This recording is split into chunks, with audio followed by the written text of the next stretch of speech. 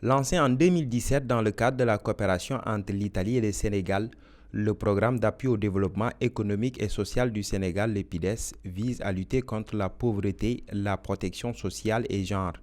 À travers cette réunion statutaire du comité de pilotage du dit programme, il s'est agi d'évaluer les performances de l'opération en termes de capacité d'exécution technique et budgétaire. Le programme s'inscrit dans une perspective de consolidation et d'amplification des résultats du programme intégré de développement économique et social, le PIDES. Dès qu'on a financé les PIDES, on a créé deux autres projets, donc les PADES qui a recueilli l'aspect socio-économique du PIDES et les PASNEG qui est toujours exécuté par le ministère de la Famille, qui a recueilli l'aspect institutionnel et toutes les activités par rapport aux droits des femmes, donc la création des boutiques des droits et tout ça.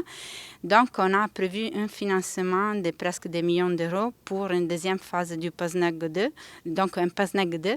Et nous sommes en train de faire l'évaluation, en effet, du PIDES, ensemble, nos collègues du ministère de la Famille, pour voir, en effet, quels sont les points de force, les points de faiblesse des initiatives financières, pour avoir une troisième initiative qui peut, en effet, recueillir les bonnes pratiques, qui peut donner une pérennisation de tous les efforts qu'on a fait ensemble.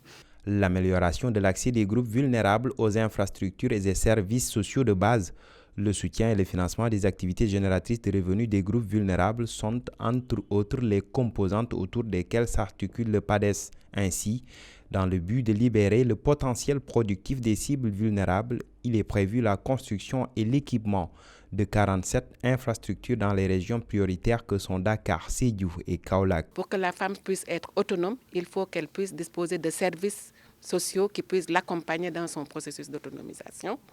Et c'est pour cette raison qu'on met des centres d'éveil communautaire, donc des garderies d'enfants, pour que les femmes puissent s'activer pleinement à leur activité économique. Il faut aussi des écoles primaires. Et dans le même ordre d'idée, il faut des foyers, des maisons de la femme, des espaces où les femmes puissent développer leurs initiatives économiques et pouvoir contribuer pleinement au développement de leur territoire. Et ce sont ces infrastructures que nous avons tenté de construire, 47, pour les régions de Dakar, Kaolack et Sédhiou.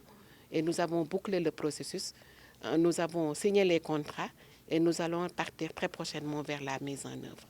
Le cadre a par ailleurs permis de se focaliser sur les perspectives en procédant à la planification mais également à la budgétisation des activités de l'année 2019. Nous avons élaboré une stratégie de financement et la stratégie de financement du programme est faite pour offrir des services adaptés à chaque catégorie de cibles.